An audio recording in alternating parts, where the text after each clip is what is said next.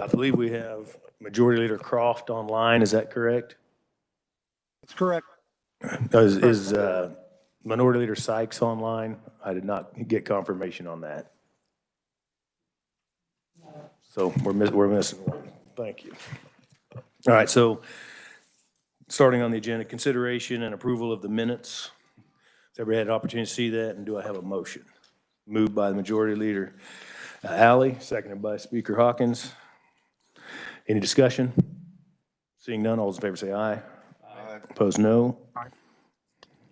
Minutes are adopted.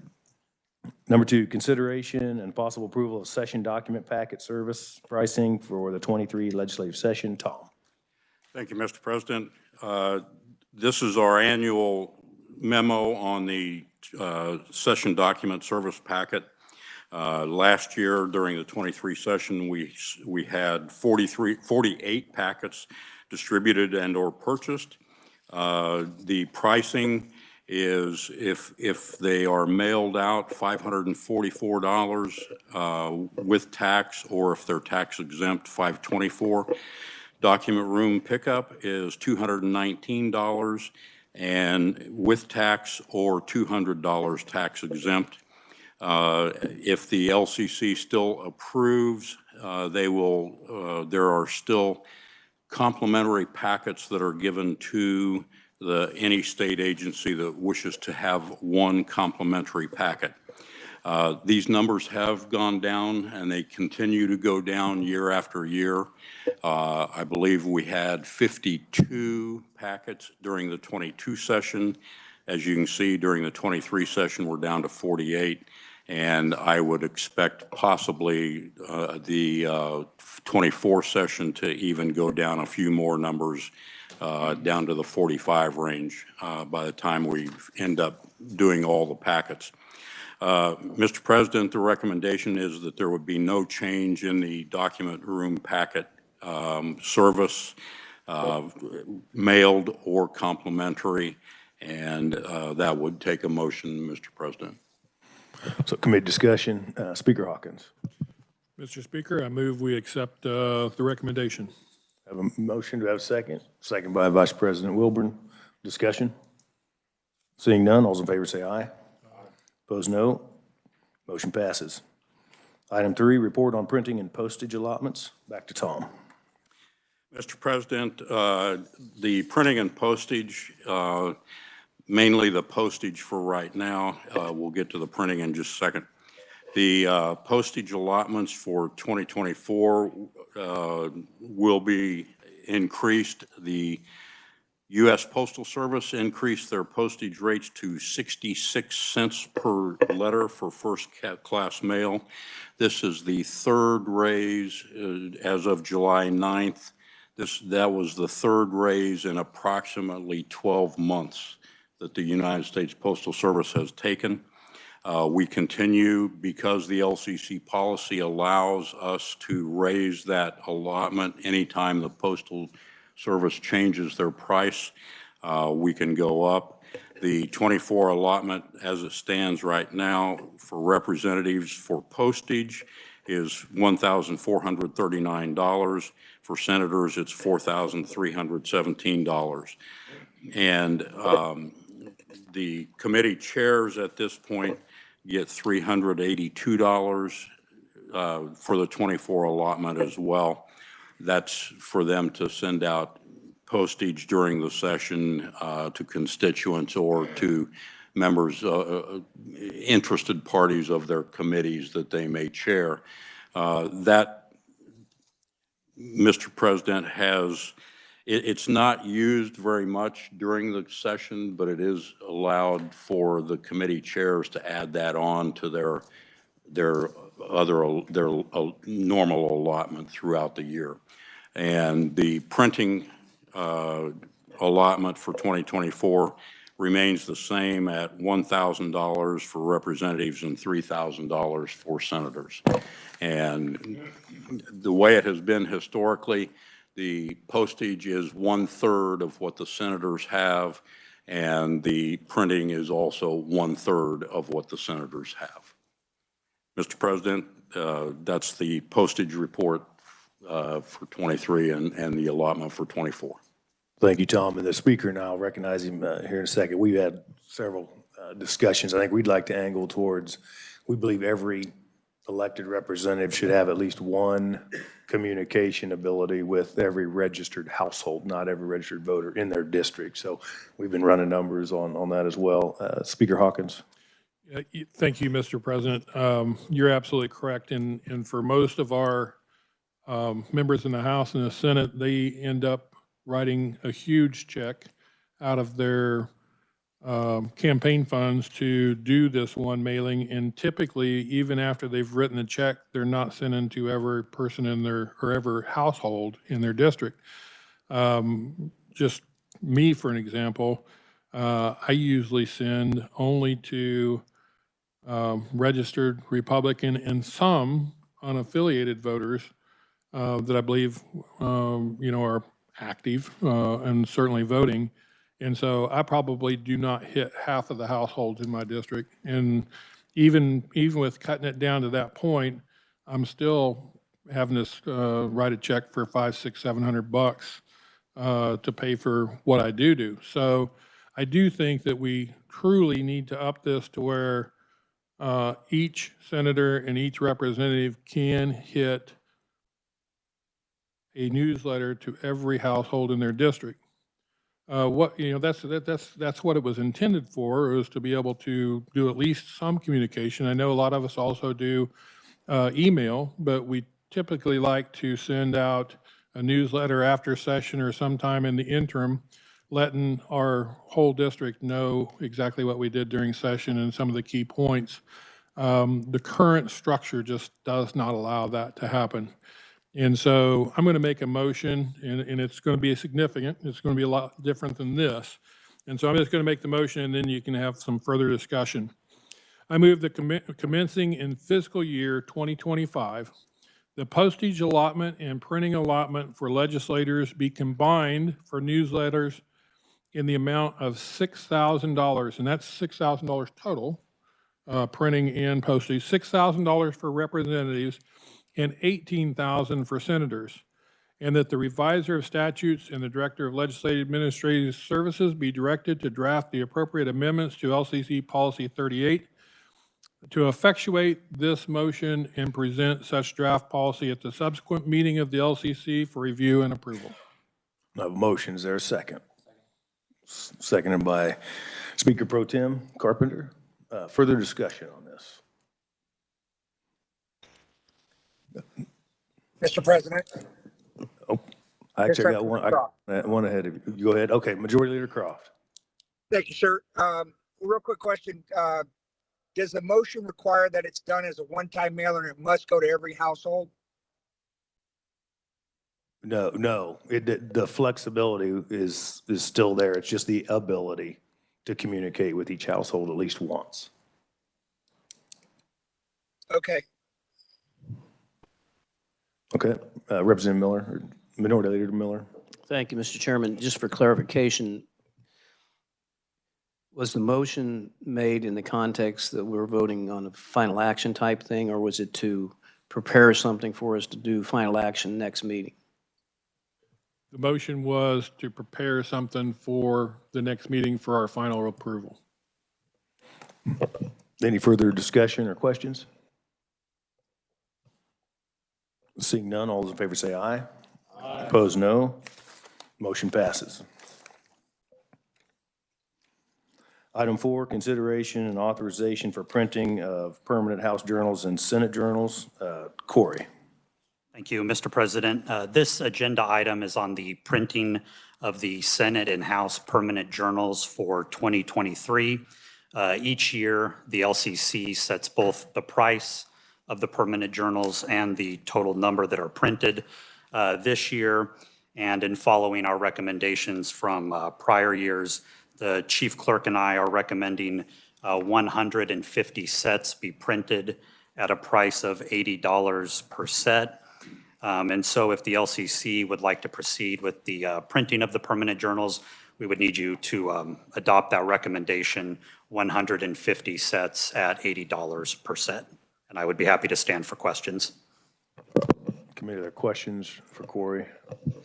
If not, I'd entertain a motion. So moved by Leader Alley, second by Speaker Hawkins. Discussion. Seeing none, all those in favor say aye. Aye. Opposed, no. Motion passes. Item 5, authorization for preparation of legislative agency budgets. JG. Thank you, Mr. Chair. You have in front of you the instructions for the, to staff for the budget preparations.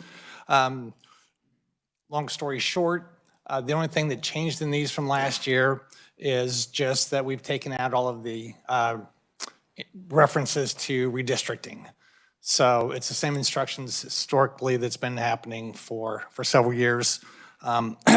Salaries, there's no cost of living adjustments included, but agencies are allowed to continue their promotions and a career ladder if they have one.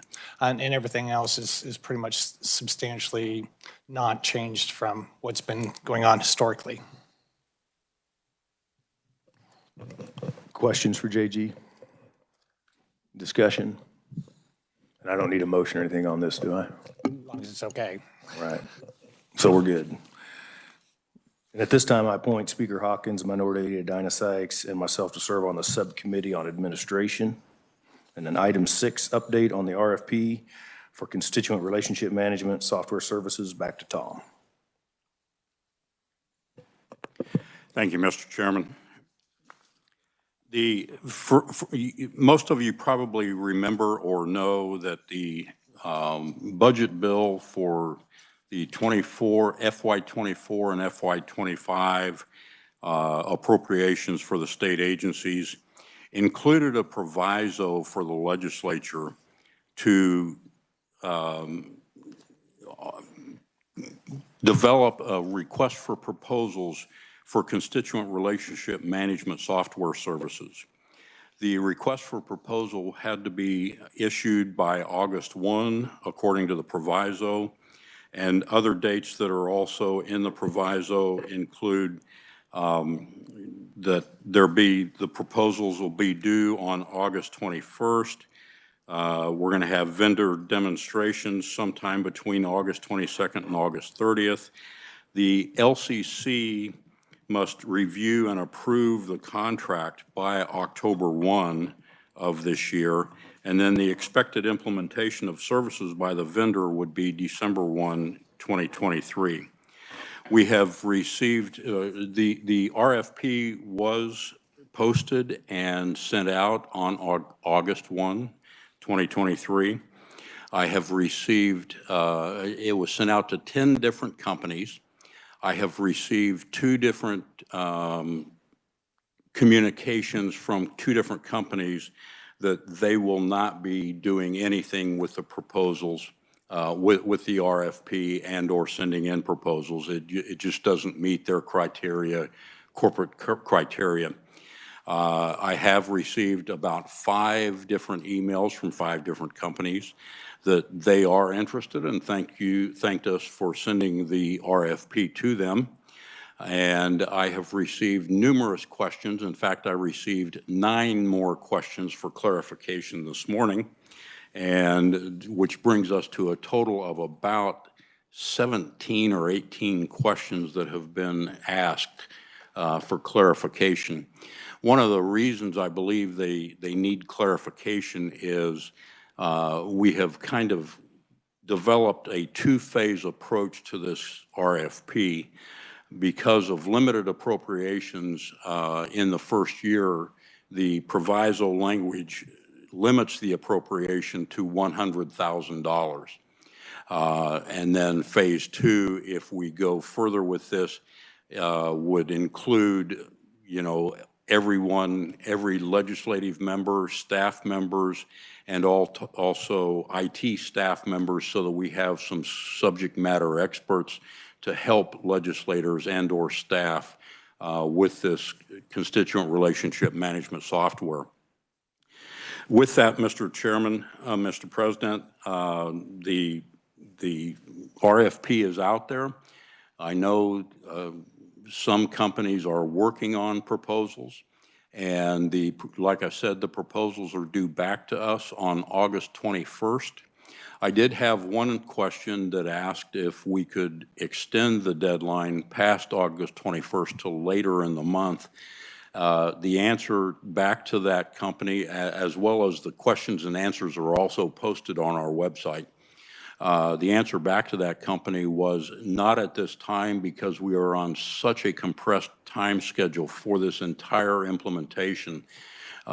We had to keep that deadline sitting at August 21, which would be a week from this coming Monday.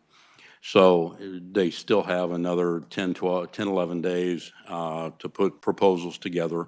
So I don't know how many are going to submit proposals, Mr. Chairman, but I'm guessing between 1 and 3 we'll definitely see some proposals back to us on this constituent management software service.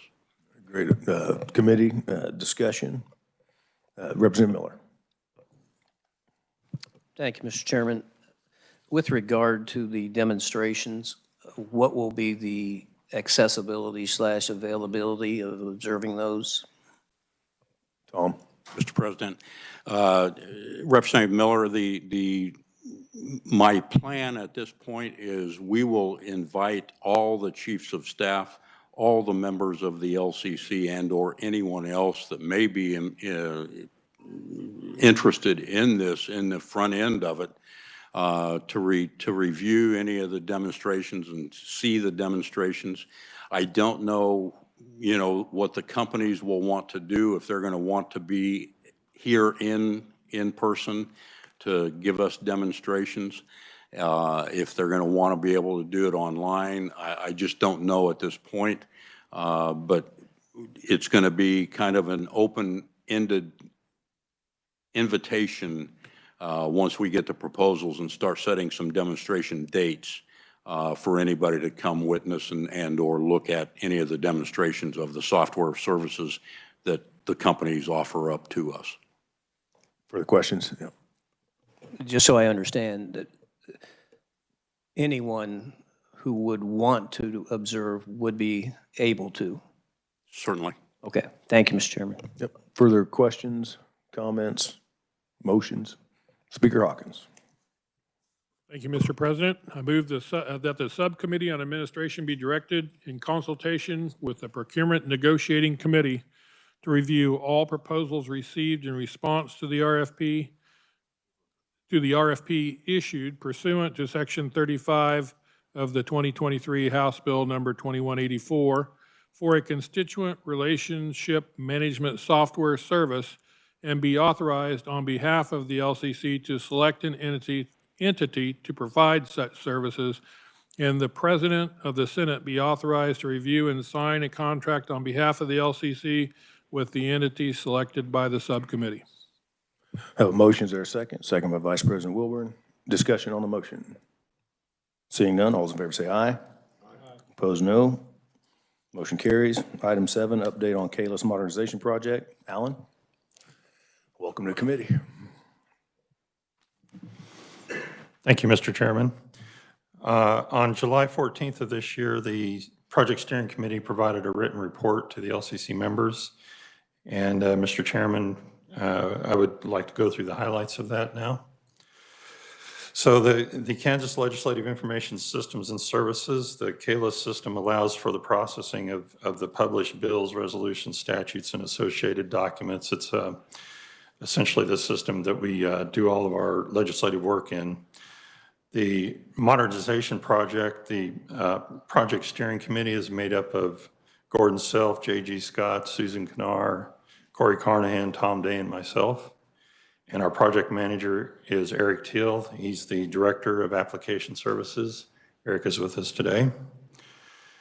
So on the bottom of page 1, the RFP was released for bid on Monday in October 11th in 2021.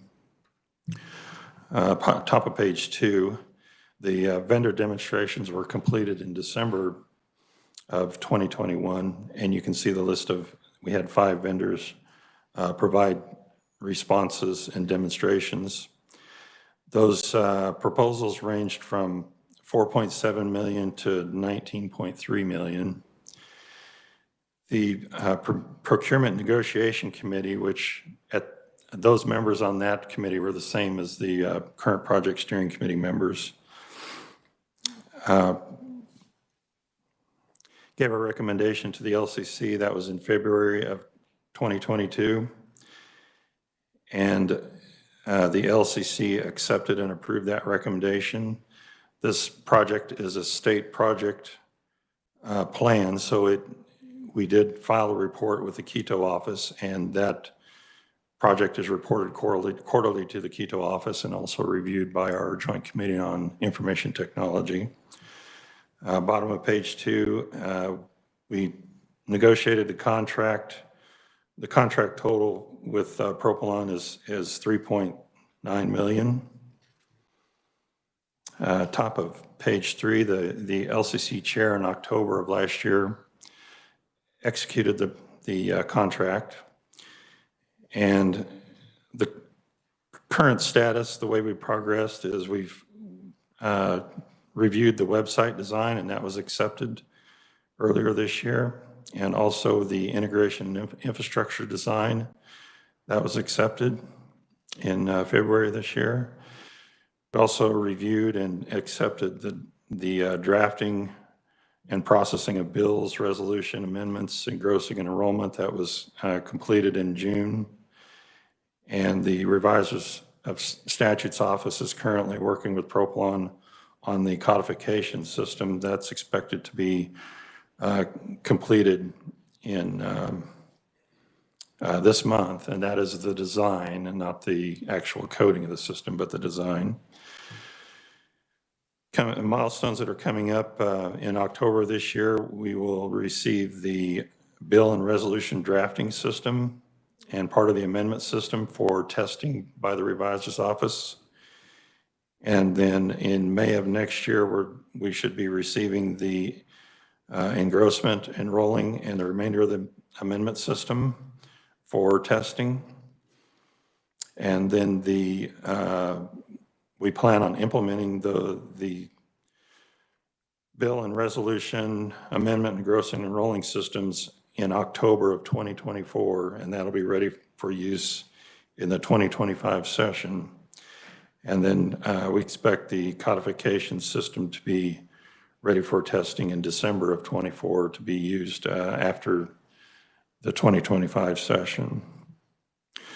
So near the bottom of page 3, the project funding, the request for $5.1 million was presented to the budget committees, and the legislative budget committees approved that, and it was included in the legislature's 2023 budget. At the very bottom of page 3, you can see the expenditures on the contract thus far. We've spent $1.3 million out of the $3.9 million with Propylon. Top of page 4 is information about the phase 2 of the project, which is working on updates more updates in the chamber system and also in the decision support system, which is used by KLRD. So the steering committee intends to start planning on phase 2 and getting that ready for consideration. So that's the end of my report, and I can stand for any questions. Committee questions for Alan? Any comments from any of the other steering committee members? I got Speaker Hawkins around. Speaker Hawkins. So do I understand it that in 2025, the revisers, everybody should be able to start using the system and hopefully solve many of our problems that we have in bill drafting and amendments? The main focus is on the bill drafting and amendment drafting in the Reviser's Office, and that's the intention here, is to have that ready by 2025. When will it be totally finished? When will the whole thing be done? So the phase 2, since we're just starting planning on that, we can report to the LCC later once we get the plan in place and know how long that's going to take to finish up those updates in phase 2.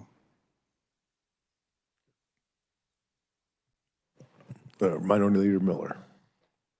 Thank you, Mr. Chairman. Pardon me if I'm the only one thick-headed, but why have we budgeted 5.1 million for a contract of 3.9 million? Alan? Could I defer to Tom, please? Tom?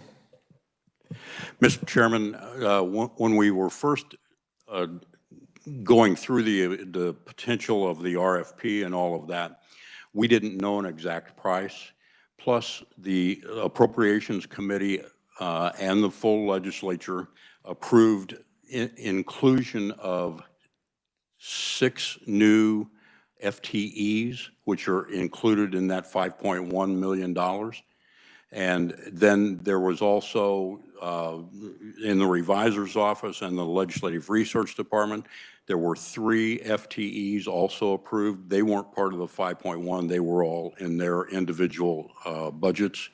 But the 5.1 included monies for the new FTEs as well as the contract price of $3.9 million. Gordon, did you have an additional comment on that? On that, okay. Representative Miller, or did you have a follow-up? If I may, so my understanding is those costs are permanent. Yes, sir. They will be ongoing costs. Thank you, Mr. Chairman. Pro Tem Carpenter. Thank you, Mr. President. If I may, could I ask a question of the Chief Revisor? You may.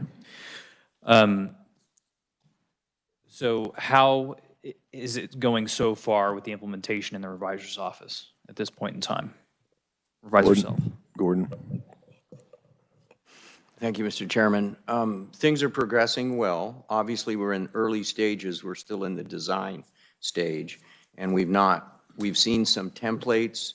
You know, we've seen some of their early work, but we until October, we won't know exactly how the system, you know, is going to look. And then at that point, between now and October, we're designing test scenarios so that we can run tests using actual, work.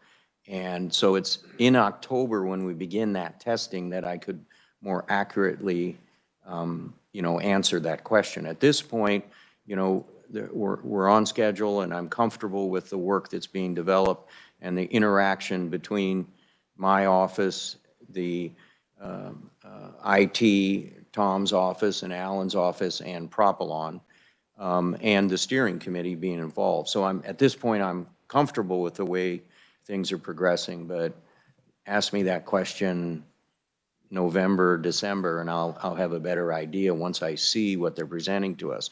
Now, having said that, I want to manage expectations at this point. That's just an early part of the bill drafting system. We will not get all of the bill drafting system, and especially in October, we won't get the amendatory or the complete amendatory part. And the amendatory part is the part that is most, critical in this whole process, because that's the part that currently we often have time or problem meeting time expectations. And so that part's going to be critical. We probably won't see that till May of next year. May of next year. And so it's an ongoing process. The other comment I want to make is, yes, I hope we solve all our problems. And that's the goal.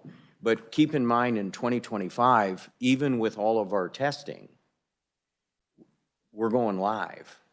And so, as you know, if we design the best tests, until we go live, we're not gonna be able to know how well this is gonna work. And so I do anticipate, I'm optimistic, but I do anticipate, 2025 session could be challenging as we're, seeing how the system works once we get into a full-blown session.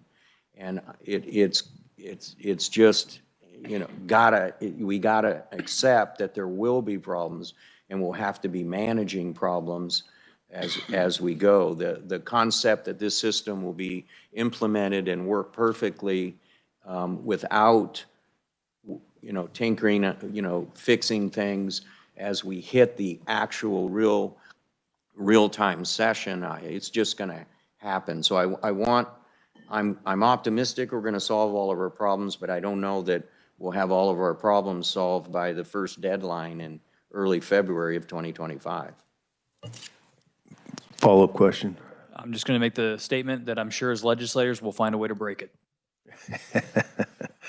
Majority Leader Alley.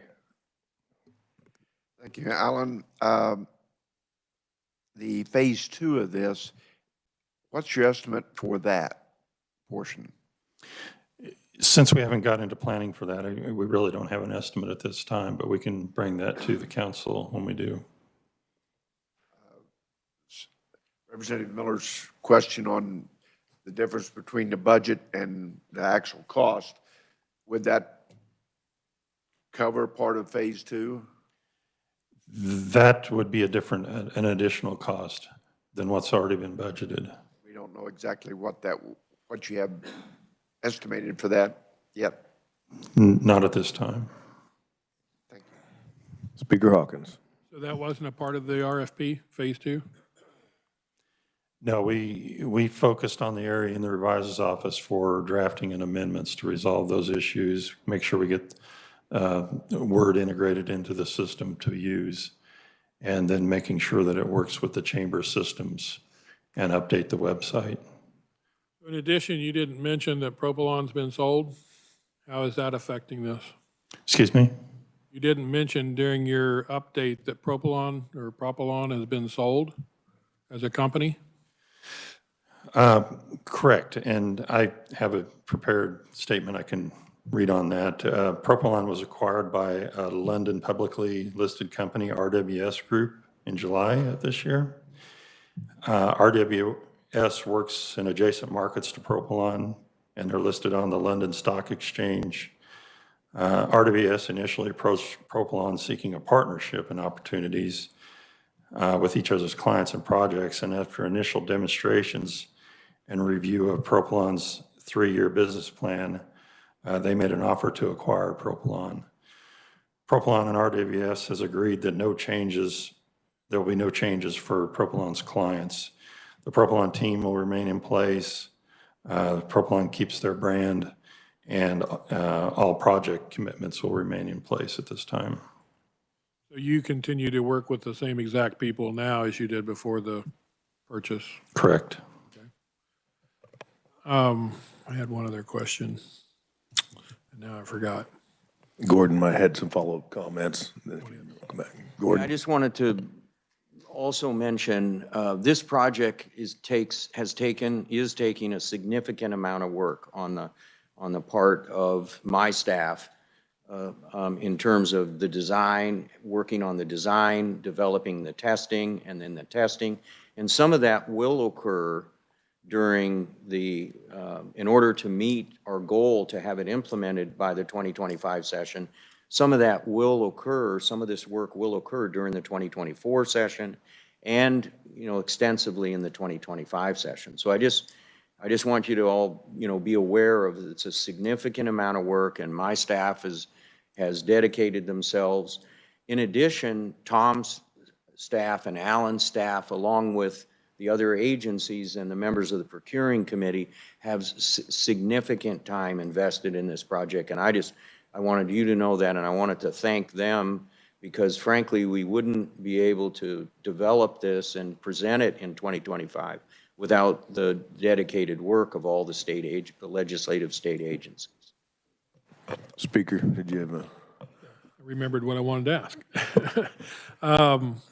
In 2025, when it goes live, will Propylon have staff here or services available to help fix problems as they arise? Because those probably are going to come in waves.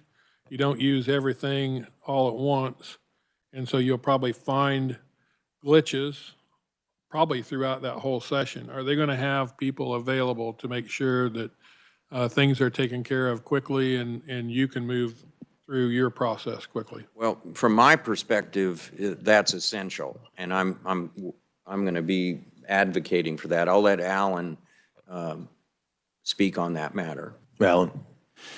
Yeah, what we'll do is have an implementation plan, which will include all the responsibilities, all the parties involved, both Propylon and our team, the legislative staff, potentially standing up what's called a, for a better term, a war room, so that as there are issues, we can jump on those quickly and help staff to make sure they get things fixed and resolved so that there are no delays in the legislative session.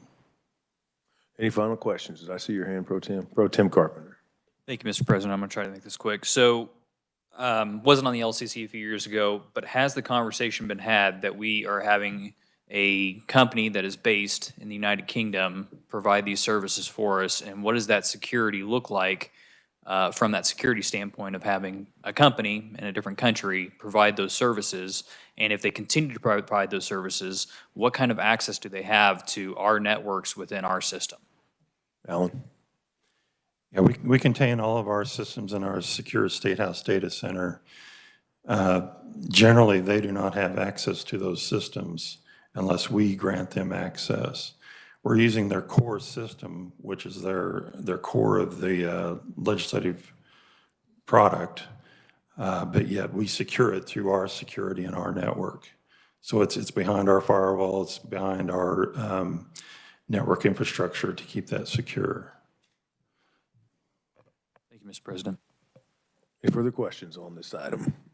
Seeing none, I only have one thing left. I need the LCC, we need authorization for legislative staff support service for the Legislative Compensation Commission and the Build Kansas Advisory Committee.